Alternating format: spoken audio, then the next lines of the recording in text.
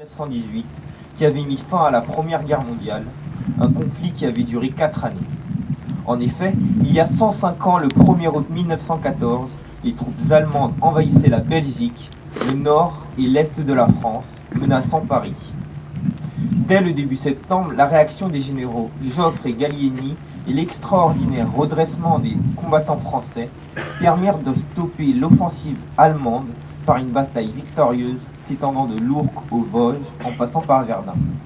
Ce fut le miracle de la Marne. Ces premiers mois de combat étaient les prémices d'une tragédie qui sera marquée par les sacrifices consentis par toute une génération de soldats de métropole, d'Afrique, d'outre-mer et des pays alliés. Quel courage n'a-t-il pas fallu à tous ces combattants pour en supporter l'ampleur qui allait marquer le début du siècle dernier, de 1914 à 1918.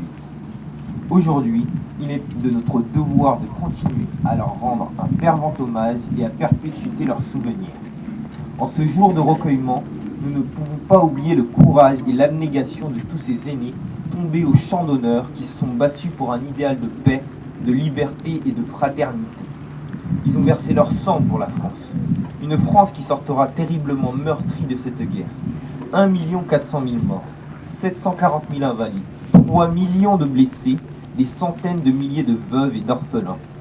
En ce jour de commémoration, l'Union française des associations de combat et de victimes de guerre en appelle à la conscience et à la mémoire de chacun, afin que l'acceptation du sacrifice suprême et l'espérance qui habitait toutes ces victimes inspirent nos actions en faveur de la paix, de la solidarité et de la fraternité. Vive la République, vive la France.